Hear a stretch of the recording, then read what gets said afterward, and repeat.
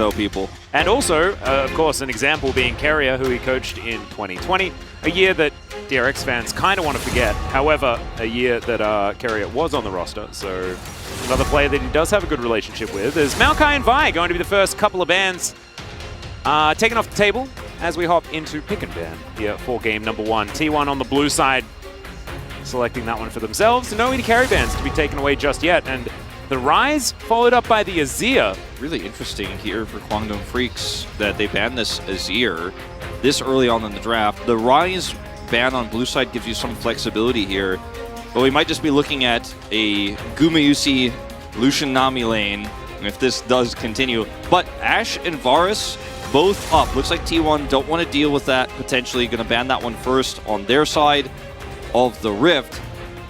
Oh, it makes things pretty dangerous, though, because now Guangdong Freaks have to ban the Ashe, and then they walk right into Yuumi, or right into the Lucian Nami, if that's what T1 wants to do. The ball will 100% be in their court, and I just don't think the punishments are really left available. And if you leave Ashe up, then what happens? T1 pick it, and you lose, right? Like, Ashe Heimerdinger is still so extraordinarily strong, as the Jace is going to be banned away.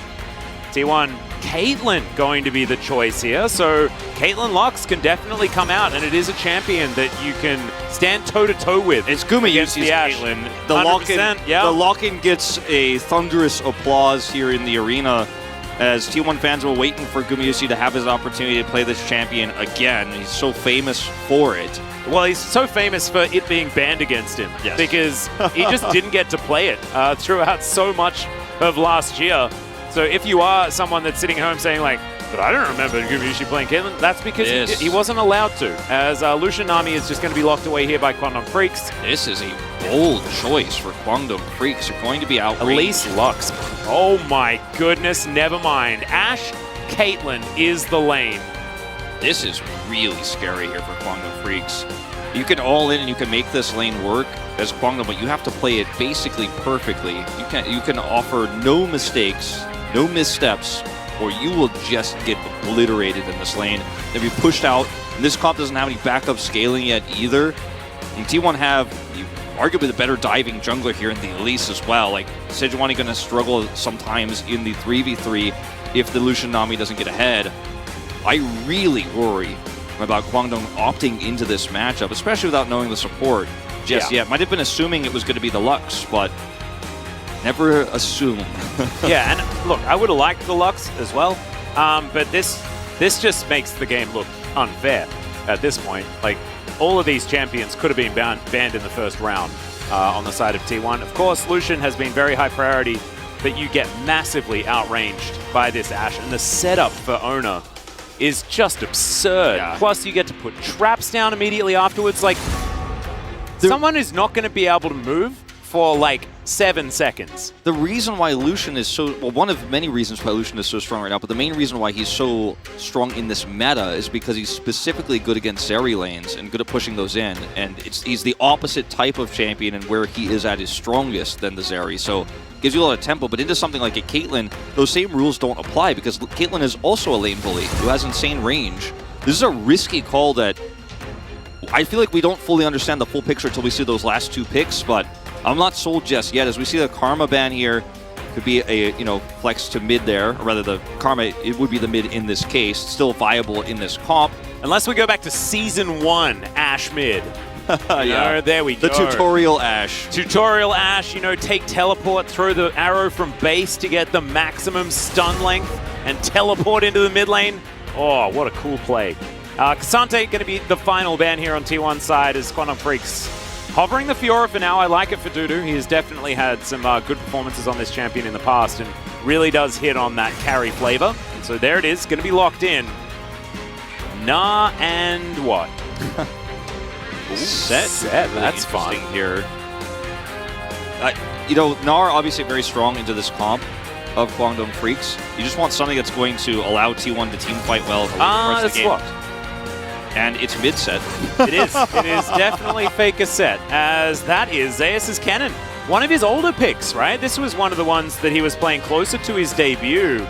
And definitely a champion that he did make a name for himself on. So excited to see the Cannon.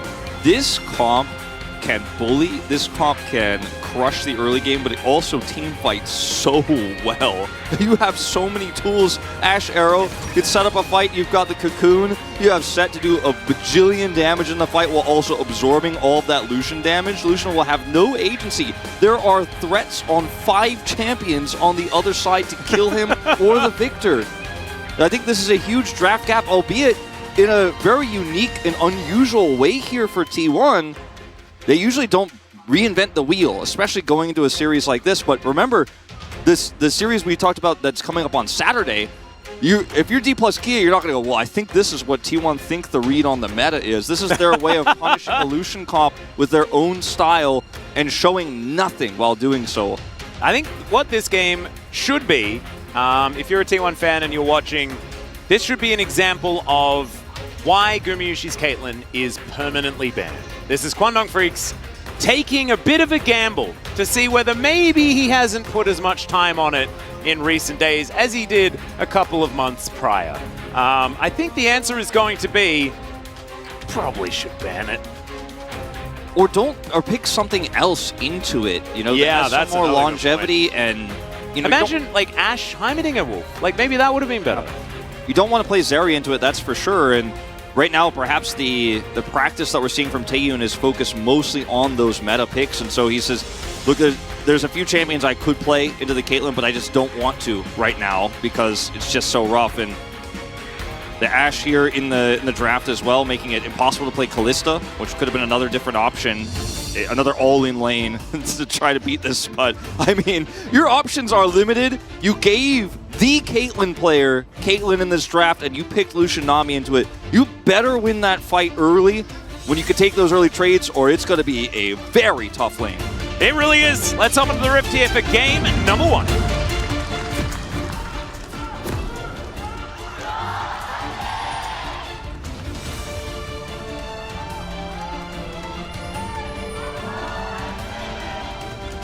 Oh, bit of project synergy I saw there for a moment. I believe Taeyun and Dudu both doing it. Youngjae deciding not to, stepping away. Definitely one of the more popular Sejuani skins. What was that about, Youngjae? Very sad about it. Ooh, that's a bit of damage. Yeah, just a little bit. Moham, can he find it? He's not even going to try. I don't blame him. I love the Ghost Victor here with first strike. That's just how this is going to go. Faker locks in the Ghost as well. That is not Unsealed Spellbook. It is a Victor with Ghost, and he needs the speed. He's under so many threats in this game. So will Taeyun be. But even in the laning phase... Oh, what? This is so much pressure early. Just making they are going to be able to walk around this ward as well. Just making sure nothing goes wrong here early for T1, while also threatening the weaker parts of the draft here for Kwangdong. Oh, Blast Cone is going to be broken there as Oner is going to start on the enemy blue buff. T1, full information of what's going on here as they did have that ward put down. Their homework 100% done. Beautiful stuff. You love to see it. They're going to continue waiting here just to make sure. Double Scorch for Taeyun and Moham. First strike on the Lucian, but no Ignite. I think some with that level 1 hit.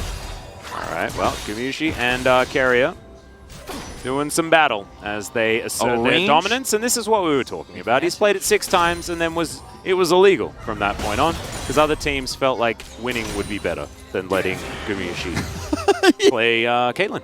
Okay, not that stopping him from playing Caitlyn means you're winning, but it definitely means maybe you have a chance. It means you have like more than 0%. It means you're going to play a game of League of Legends that's competitive, and eventually your Nexus might not die. Yeah.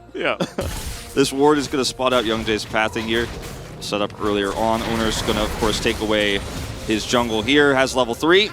Yeah, and Youngjae does too. Winter's Wrath will connect as Oner going to get the Electrocute proc, and the Sejuani is bullied away from this area. They were setting up for some sort of dive though, and the main thing is that Youngjae gets down here to protect his bottom lane. But Faker has the inside track, and he's looking to make his way over. Oh, that's a lot of value with that volley as well, as now T1 bearing down on this turret. Faker's going to move in. Ghost already in hand. Arctic Assault is good as there it is. He bonks their heads together. Can he get the kill though? Is the question. The answer is yes. Oner's going to lock that one down. It's another kill to go over to T1. They'll lose the Elise.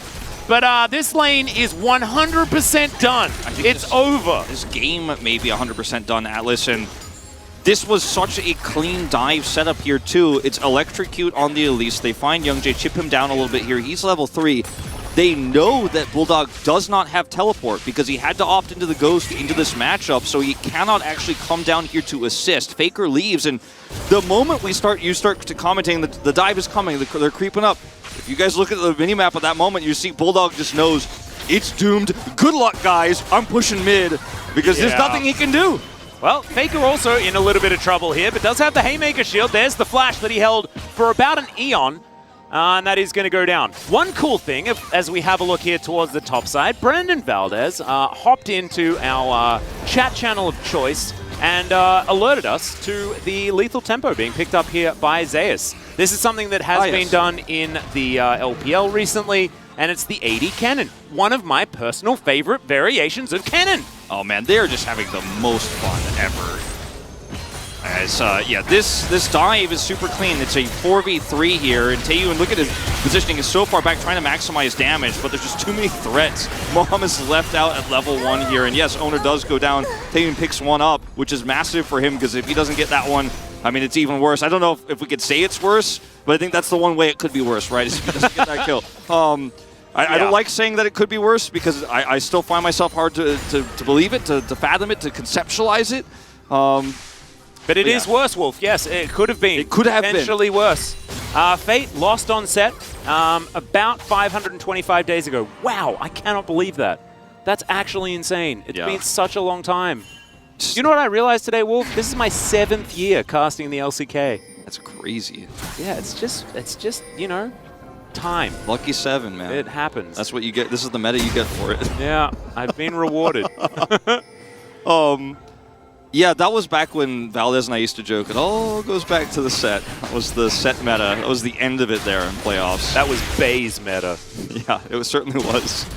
It was his best time in the LCK as T1 is going to send Faker down here and grab this Dragon. Now, Bulldog, very good laning player. We've talked about this a lot, and Faker has largely just simply avoided him here into this matchup. Has found himself in a slight CS deficit because of it, but the trade-off has been brilliant. Picks up 2 assists, obviously, with that bottom dive. Has given them the first Drake of the game. Ooh, Bubble is going to connect here as barrier, going to be used by Keria. Do like that, allows him to keep playing aggressive as Faker's just going to move towards Bulldog here. Great Cocoon will connect, Facebreaker comes down. Gravity Field's good, but Faker is out of the range of the turret. And in the meantime, Bulldog's going to be zoned away from these minions. Death Ray comes in, Faker's just looking to clear this one out. Well handled. A bit of a reset. Well handled by Bulldog. Has Ghost, can just back out, doesn't need to flash. Knows Faker doesn't have 6 because he spent so much time out of lane. He has the level 6 advantage. Doesn't die there or have to expend his flash. Ooh, okay, well, he is going to come back down here towards this bottom side. Level 5 for Faker, so doesn't have the showstopper available, but he's going to break a couple of faces, and Taeyun taking so much damage. Youngjae, the first one to go down. Taeyun's dead again, and T1 are just wiping out this bottom lane. There is nothing they can do. Moham! Oh, Moham! He's just dead. Gumayusi's going to pick that one up. Another plate comes in. 3 kills at 7. Bulldog is PvE. Like I said, like before, he can't do anything. No. He lost his Ghost. He's zoned out. Faker's not killing minions. He's killing champions. That's why I was so sad about Moham. There's literally nothing he could do. Nothing he could do. And I mean, we said it from the draft. This was going to be a rough time, and they are just hard committing to making sure that is the case. And I have to bring out the LCK rulebook. I'm pretty sure there's a clause in there about sportsmanlike conduct, because we might have to review this game afterwards. This is just mistreatment of players. This is not okay.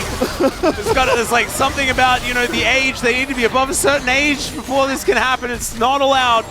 Poor Moham, look at him. They just make sure Guma gets the kill, juggle the aggro perfectly. Well, Youngjae looking to try and, no, it's not happening. Well, this cannon is going to do a lot of damage later on if this lane continues to go so one-sidedly in his favor, which so far it's going very well for him, and has picked up his Greaves, and with lethal tempo, we can just basically say Fiora is not a good matchup when I can shoot this fast. Or throw this fast. It was always a really good matchup into the Fiora back when it used to be meta towards the top side. It was a long time ago that AD Cannon was a thing. Of course, took a lot of nerfs as well as Oner just walks in. There's no good news! And takes Young Jay's stuff. Yeah, I don't know what Dudu's supposed to do. I looked at you and Kronka before this series and I said, I just want to have one good series. After that KD series last night and the Genji Pro, I just was like, you know what? I'm feeling pretty good about Kwangdong. You've done your time. You've definitely done your time. And you know what? You're not going to be rewarded today. It's not today. Maybe tomorrow. Maybe tomorrow it's going to come in. Is it tomorrow that we get, what is it, DRX versus Home Life Esports? There's some storyline there, Will. Yeah. I'll be desking, though. We'll be desking. I mean, this is not necessarily a representation of a bad game. But this is a representation of a game that isn't really very competitive. T1 said, we are going to have fun today with the Caitlyn pick, and then they saw the Lucian into this, and they were like, ooh, we're going to have a lot of fun. Well, no, they saw the Lucian, they're like, well, now we've decided Quantum Freaks are not going to have fun. We ban fun. Another, Lucian Nami picker. Oh, there's a flash down from Moham here from the arrow. And Caitlyn has so much money.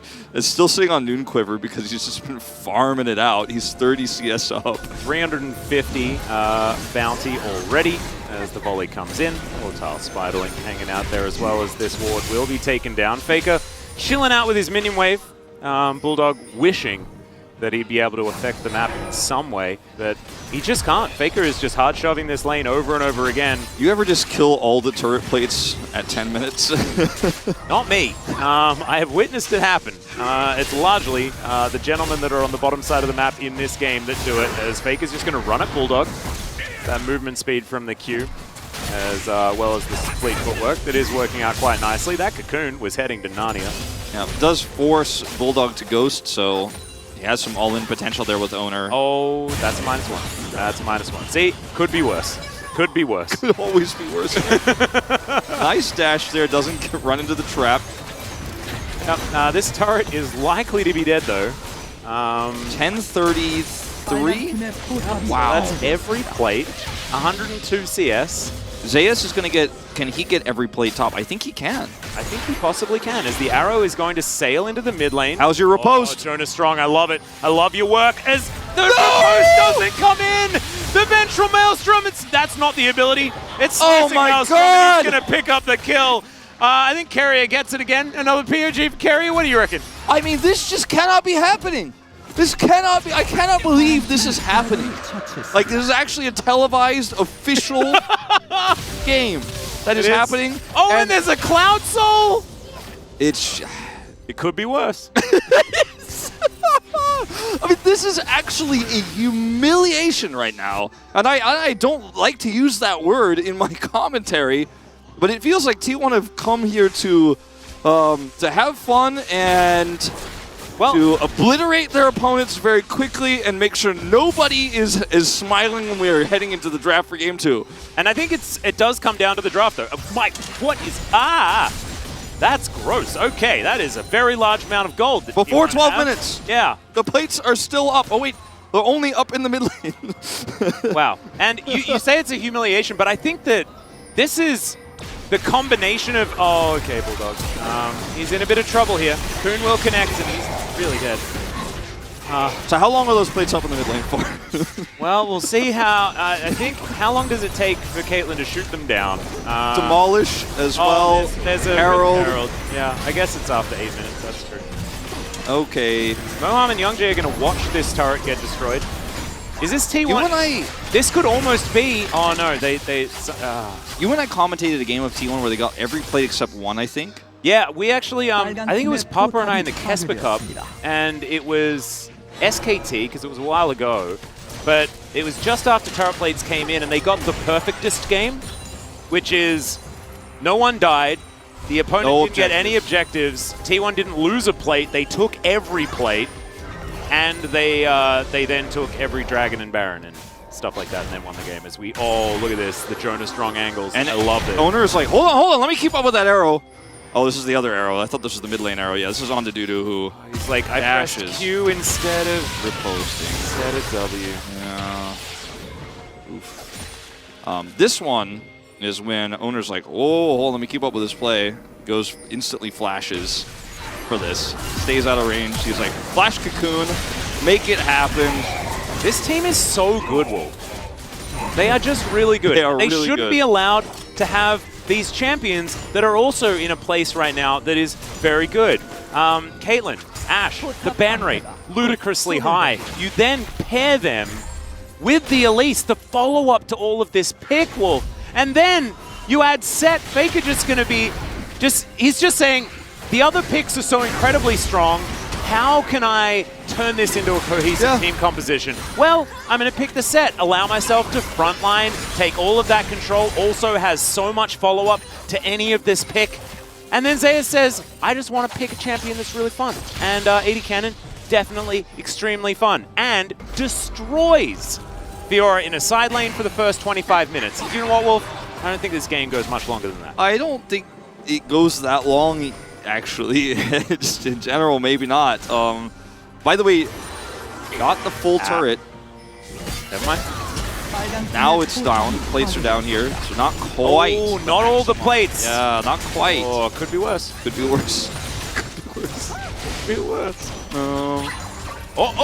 The plates. Oh, it's worse. It got worse. It's better for Guangdong Freaks. Yeah, there we go. In the slightest and smallest of margins, you know? Yep. All right, Bulldog. Let's see whether he can do battle with Zeus here. Does have his shield bow completed. Going to be Rage Blade next. What you'll notice, Atlas's favorite champions are generally ones that can build Rage Blade because they just love the item. Yes. Thematically, very, very fun. I was going to mention your Rage Blade Orianna and all. Yeah, I am a huge fan. But Zeus is building it now, gets the snap or the stun onto Bulldog. Young Jay's going to move in, Keria's down as well. As Chaos Storm going to come in. Zeus is flashing after him, the arrow goes wide. And yeah, Zeus is going to get stunned, so I think he's just dead. And there he goes. Keria not going to offer enough damage, and that is another kill to Guangdong Freaks. Zeus looks so upset about it too. Yeah. Like, the arrow was actually well placed and everything. It's still just it's not quite enough. And he's very unhappy with how it went down there. You could tell his player cam, but it was almost an amazing play. It was still an amazing idea. Yeah, it was a cool idea. And he got the flash out of Bulldog. There you go. Could be worse. Could be worse. Now, Duda here is going to save the pressure off topside for a little bit longer. We are 2 Drakes up here. As let's watch this one more time. Zeus here wants to get the damage done, sets up the stun, waiting for that arrow. Keria, I guess, is making sure that Young Jay doesn't block it. And he actually commits the flash and ult first. It forces the flash here with the ult first, but it's just not quite enough damage. Young Jay's shadows. Yeah, and that's nicely played from Young Jay as well. That's how you have to side lane in this game as Bulldog, is you need the Sage 20 bodyguard or it's just not viable. And he's massively up on farm.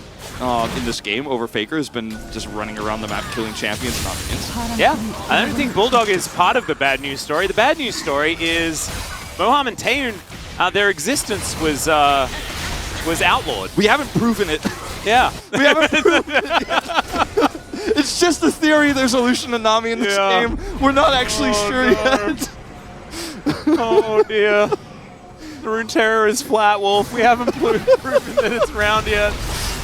Oh no. Okay, this inner turret, it's dead. We've proven that that is definitely dead. I think Bigfoot's realer than Taeyun right now. Oh no. And that's not his fault, man. It's the fault of the comp he was given. Exactly. He was told by a coaching staff to play Lucian into this. And he was also he was told by the meta itself that Lucian Nami is really strong right now. And you know what? He's not wrong. Lucian Nami has a decent win rate here in the LCK. But it just hasn't faced Caitlyn Ashe. Probably the most disgusting lane I have ever heard of. It's just really, really difficult to have any agency at all. And we're seeing that Taeyun and Moham haven't been able to fight back. He has at least made it to 140 farm-ish. But look at this. It's 8,000 gold. Sole point. Yeah. T1 have all but one. Sure, it's not 27 minutes in. The Caitlyn has an Ashe that is clearing wards with Umbroglaive too, so it's just an oppressive composition by its own nature already. But when you add the Umbroglaive in, Kwangdong can't see. Like, they're also this far behind, and they're all wearing blindfolds. Yeah. You can't see it on Dudu's eyes right now, but he's wearing a blindfold. He can't see. Can't go anywhere. On the wave as well, as you can see here. Meanwhile, T1 just taking whichever turrets they want. 3-0-3 here for Gumayusi, who is... I don't see him dying this game. Now, if T1 lose this game, okay, let's just hold on, let me do the if thing for a second. If T1 somehow lose this game, like if Kwangdong just keep putting this Fiora in a side lane, Dudu's massively behind, but maybe, you know, he killed a turret, we get some freedom there, we go to late game 5v5 fights. Oh, Moham's dead. And that's a flash down too. Oh, Ace in the hole comes in. Gravity. Oh. Okay. You had hope for a second, didn't you? I did. You thought for just a moment maybe he wouldn't die. Yeah. I mean, they did kind of invest everything to try and save him, and it just didn't do anything. But how much catharsis, like if Kwangdong somehow pull off the miracle, this might be one of the most legendary games of League of Legends of all time. This would be equivalent to when I went bald, right? Like that Gen G comeback against D plus Kia. Now I learned it's about the same as that. I learned from you in that moment to not say that today, so I won't, but... Do you want to bet? No, I'm not going to, but I'm saying, like, if we compare the riskiness of what you said back then compared to what we're watching right now, I feel you'd be much more secure saying it here. Yes. I think I would. The electrocute is what gets him in the end, it looks like there. Yeah, or the nuke. I don't know what happened. Something descended from the heavens and obliterated Moham. Yeah, the Ace in the hole did basically 80% of his health bar. Yeah. Well, I mean, he does have his Imperial Mandate completed. Wolf, let's go through the item spikes now that have been picked up. Bulldog has his Seraphs very close to his Rod of Ages being completed. He's been farming very effectively on this Victor. Yeah. Get to that level 14 pretty soon. Fiora trying to maybe set up a flank here after taking Wolves. Half health with an ult, okay. Yeah, it's a bit of a rough time. Kennen pushing her out, he's just going to catch the bottom wave. They're just going to start Baron, he's going to TP in for safety. Yep. Keria can keep Young Jay out of here for a while. He has Arctic Assault available to get over. Cocoon will connect there as Faker breaks his face, and he just wants to pull Young Jay out. The Baron is going to go. Faker can tank for about 16 years. Zeus might be the sacrificial cannon here for a moment, but he's not. He'll be fine, as Oner almost finds that Cocoon. That was very close to being beautiful. That was a 3v4 fight too. Yeah. Bulldog coming over. And I like how he's playing this Victor, you know? He's not getting intimidated. Victor is, or rather, Bulldog, Taeyun is not having as much freedom in this game, but Bulldog is really, he's the voting for tilt-proof in this game. He's actually, 100%, yeah. He never really choked when Faker roamed those bottom ganks and dives. He just was like, I'm killing the minions, I'm trying to farm, I'm trying to play this game out. He's finished his Rod of Ages, he's got his Seraphs, he's got the combo, he's got a ton of damage. He's like, I'm going to be the winning condition if something goes horribly wrong for T1. In a miracle scenario, it's going to be me, so I better not mess this up just in case. On the 0.001% chance we could come back in this game, it's going to be me. Level 14 now. Yushi coming over, volleys being thrown out. Cloud Soul on the table for T1. Some denial. Kwangdong Freak, some respite, perhaps. Faker spotted on the flank. Got to be so careful about Zeus here when he has ult, but they know he does not. He doesn't have flash either. Taeyun got hit by a volatile Spiderling that did half of his health bar. Oner is pretty strong as well. Arrow's going to connect. The chain CC, just massive, and Bulldog is 100% the target that T1 are going to be looking for. Is now Faker. He smells blood in the water. Showstopper as Moham. Oh no, poor Moham. Why choose Moham? It's not fair, Wolf. June is very thankful he was not starting today now, because I don't know, it doesn't matter if it's actually a clone of Keria on the other side. I don't know if the impact can be made to save this game with this draft and the way that T1 has played this so beautifully early. And the forced ghost on the Bulldog, I think, is one of the biggest problems here for Kwangdong, because if he could teleport bottom and help defend that dive, maybe this game looks a little bit different, but he can't. He's running Ghost, and he can't chase Faker either. He'll lose out. at the early game exchange there. If he tries to follow the set over, he just dies faster, and then the dive is even stronger. Ooh, Dudu on the flank. There's the Glacial Prison. Keria is real dead. I like that. Baby steps. Setting it up, capitalizing on maybe some overextension T1's side. As what was that tactic? Okay, well, Peacemaker is not doing a whole lot of its namesake right now. Gumayusi is also sitting on about $1 trillion gold, I think. Yeah, he's about to finish his Ravenous. I haven't seen these items change in quite some time. Yeah, he's gonna buy Ravenous very soon, I think. He just wants to get as much done off of this this current life before he backs Inhibitor down. Does Gumayusi go back and finish Lord Doms, or does he just buy an Infinity Edge outright? That's what I'm wondering. That's a good question. Where my brain's at. Titanic Hydra completed here for Zeus. I think he might just buy IE. Because, I mean, he just wants the little bit of armor pen for the same thing we were talking about last game. Yeah, I'd prefer IE. This chain CC was just beautifully done. Guma is like, I gotta hold this Drake aggro, I'm just chasing him down, and I don't want him to go run away too early because Faker's flanking. I think they probably could have killed him a little bit faster. This is a little bit of a greedy move here. In the meantime, Young Jay's dead. Oh no, not quite. I take it all back. Arrow piercing the side of the map. Zeus diving forward on top of Bulldog. We've been here before. Zeus throws down a preemptive slicing Maelstrom and stuns up Bulldog as he's making his way out. Faker, he's jogging towards this top side. Bulldog is his target, as we can see. He's hurting the members of Kwangdong Freaks right now as he picks up Dudu. Facebreaker is going to collect Bulldog. Faker doesn't get both of them, which is, I think, what he was going for there. He'll have to settle with just the one kill. Titanic Hydra, not Ravenous Hydra for Zeus. Yeah. And Lord Dom's complete for Guma, which is a bit sad. Oh, thought it might be just right. He might have had a little bit, like he might have been just a few hundred gold off. Yeah, might have been that. He's earned 11.6 thousand this game, though. That's 3,000 ahead of his opponent. That is. That's quite a large number. We did crest the turret. He's going down. Yeah. You were saying like 25 minutes is probably when it's going to end. We might be at that point. Uh-oh. Well, Arrow is going to pick the gap. Don't get any points for that. All right, Faker's going to move on in. They deal with the last remaining inhibitor turret. Young Jay's real dead.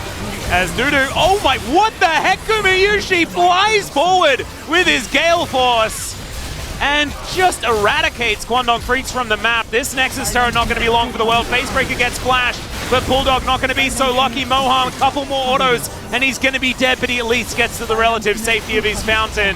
T1 are done with this game. This has been utter domination from start to finish, and T1 will put Kwangdong Freaks out of their misery.